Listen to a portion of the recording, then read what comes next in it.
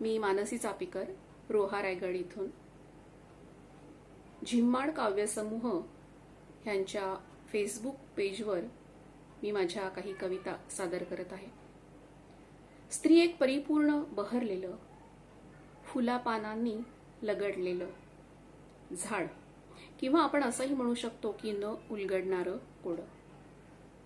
तर ह्या स्त्रीलाच केंद्रबिंदू मानून तिच्यासाठी मी काही कविता सादर करत आहे.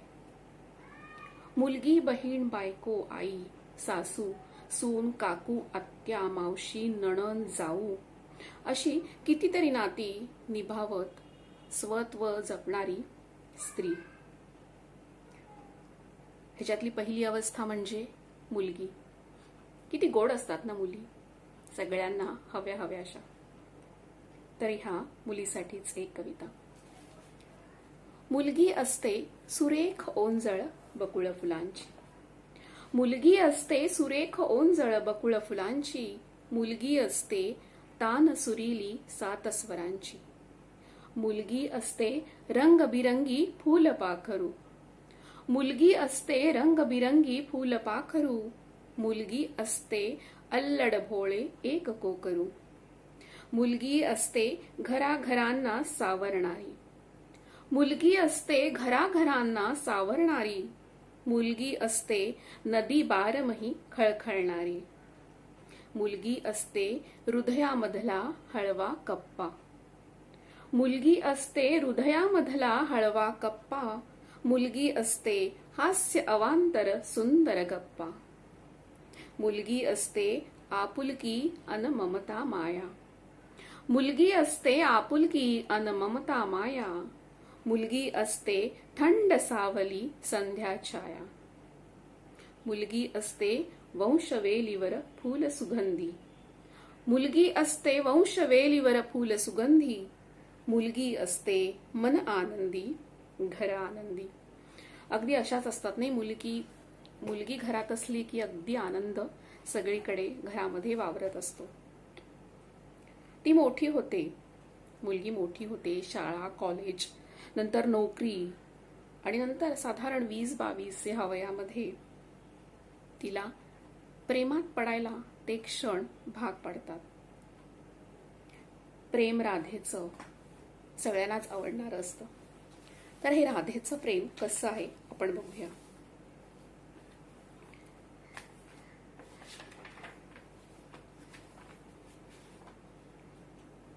अस्तावरती दिसते वेडी राधा मुरली संगे. अस्तावरती दिसते वेडी राधा मुरली संगे. प्रतिबिंबाची तिच्या समुद्री वेगवेगळी अंगे. एक नादमय एक जांभळी राधा हसते सुंदर. एक नादमय एक जांभळी राधा हसते सुंदर. मोरपिसातून निळ्या सावळ्या राधा वसे निरंतर. एक गोपिका मीरा सुद्धा राधेमध्ये दिसते. एक गोपिका मीरा सुद्धा राधेमध्ये दिसते. राधा नाही कृष्ण सावळी ती तर जादू असते. क्षितिजावरती भेट होत असे कृष्णा संगे उत्कट. क्षितिजावरती भेट होत असे कृष्णा संगे उत्कट. भक्ती आणि प्रेमाची ही वाट मुरलीमय अनवट. क्षितिजावरती भेट होत असे कृष्णा संगे उत्कट. भक्ती आणि प्रेमाची ही वाट मुरलीमय अनवट. वेगवेगळी रूपे परंतु आत्मा जेथे एक. वेगवेगळी रूपे परंतु आत्मा जेथे एक. जशी भासते आत्म्या संगे परमात्म्याची भेट. जशी भासते आत्म्या संगे परमात्म्याची भेट. आता ह्या भेटीसाठी ती इतकी आतुर असते की त्याच्यावरती काही ओळी आहेत की मिटलेल्या संध्याकाळी अलगद हसते. मिटलेल्या संध्याकाळी अलगद हसते. पाकळी फुलांची स्पर्शाने मुसमुसते. दव ओथंबून आलेल्या पानावरती. दव ओथंबून आलेल्या पानावरती. ओले ती थरथर देठावरती रुजते. ही ऋणझुण जेव्हा साद घालते त्याला, ही ऋणझुण जेव्हा साद घालते त्याला, त्यावेळी सुटतो कंपतीच्या देहाला. भेटीने मोहर येतो पानोपानी, भेटीने मोहर येतो पानोपानी, केवढा लगडतो भाव जणू स्पर्शाला. मोहाची जादू हळूहळू विरघळते, मोहाची जादू हळूहळू विरघळते, पाकळी दवाने धुंद धुंद मोहरते.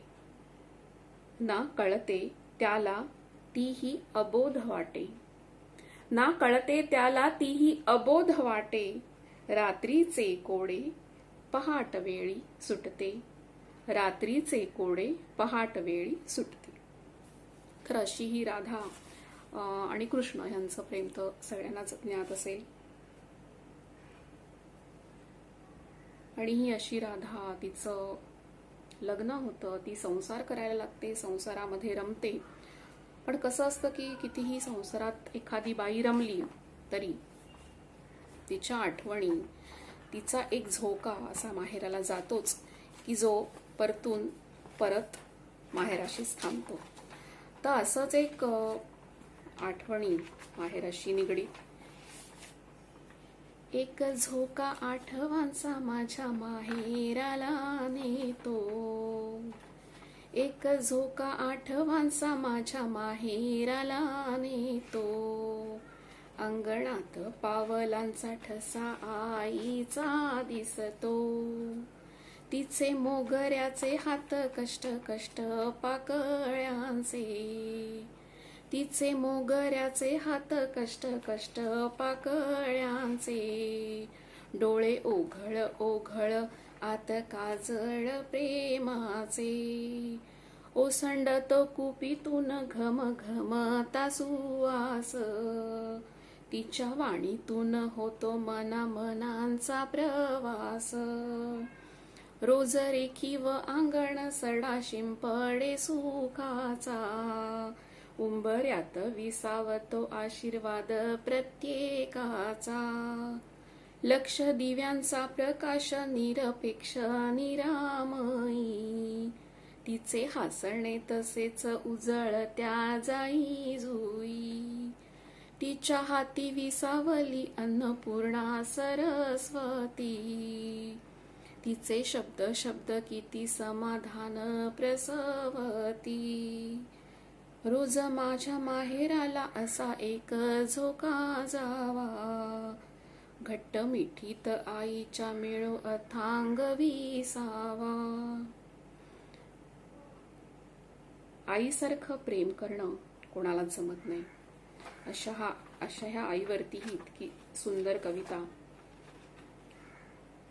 त्याच्यावरती काही माझे शेर की मी आई नुसते म्हटले तरी डोळे भरून येती, मी आई नुसते म्हटले तरी डोळे भरून येती, उगाच कुणीही आठवणींची उघडू नका कवाडे, किंवा खूप येते ना कधी आई तुझी आठव मला, खूप येते ना कधी आई तुझी आठव मला, दोन हातांनी मिठी मग मीच मजला मारते, रात्री सगळे आवरल्यावर, रात्री सगळे आवरल्यावर दमलेली आई आठवते, किंवा आई यावी पोटी माझ्या असेच नेहमी वाटत होते, आई यावी पोटी माझ्या असेच नेहमी वाटत होते, बहुधा इच्छा फारच मोठी किंवा अशक्य मागत होते.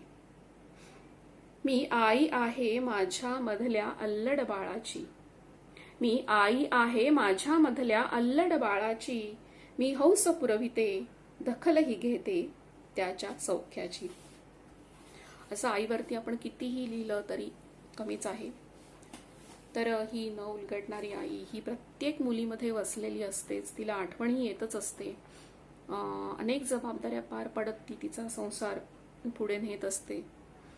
पण प्रत्येक वेळेला तिचा नवरा, तिचा तो तिला समजून घेतोच असंही नसतं.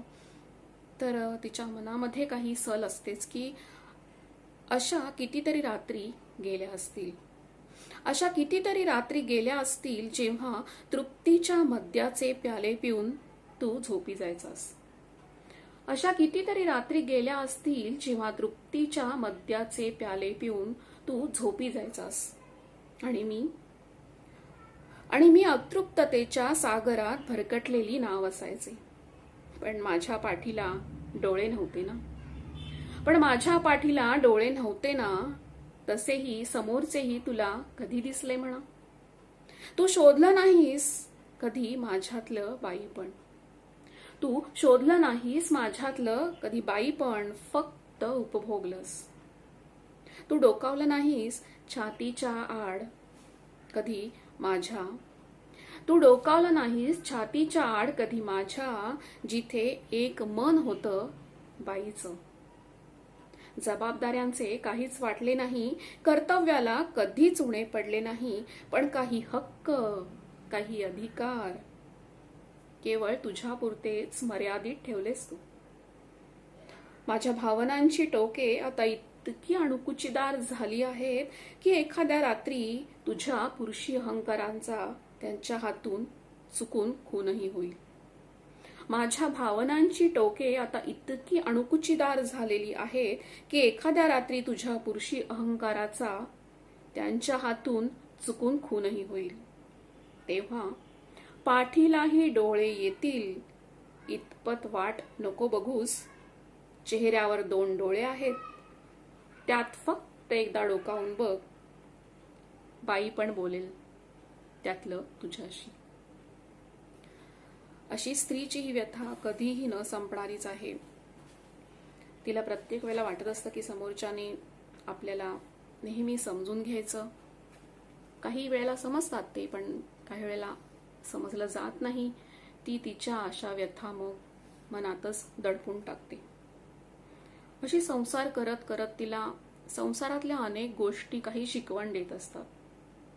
अगदी छोट्या छोट्या गोष्टी असतात की आपल्याला कळत नाही की ही गोष्ट आपल्याला मोठी शिकवण देऊन जाते. आणि त्यातलीच एक गोष्ट, ज्या गोष्टीची तिचा रोज संबंध येतो, ती म्हणजे ओटा. वपू म्हणतात, बाई हा विषयच मुळात इतका सुंदर आणि कामात दंग असलेली बाई तर विलक्षण देखणी दिसते. तर तिचा ज्या गोष्टीशी संबंध येतो ती गोष्ट म्हणजे ओटा. मला आवडतो सगळे काही आवरून झाल्यानंतरचा स्वच्छ पुसलेला ग्रॅनाइटचा काळा कुळकुळीत ओटा. तो लख्ख चकाकत असतो. मग मीही बघते त्यात स्वतःचे प्रतिबिंब. केस उस्कटलेली, दमलेली मी, तरीही आनंदात न्हायलेली. मी बनवलेले, वाढलेले जेवण जेवून, घरच्यांचे झालेले तृप्त चेहरे बघून समाधान पावलेली मी दिसते त्यात. सकाळचा प्रसन्न चेहऱ्याने स्वागत करणारा ओटा उत्सुक असतो माझ्या विविध पाककला अंगावर मिरवून घ्यायला. तो रोज होत जातो अनुभवी, प्रगल्भ माझ्यातील स्त्रीला जाणून घेऊन.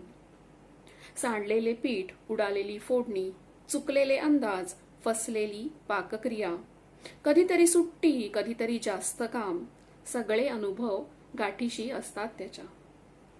कधीतरी 4-5 दिवसांसाठी बाहेर गेल्यावर ओकाबोका उदास माझी आठवण काढणारा ओटा मी परतून आले की अगदी उत्सुक असतो मला भेटायला.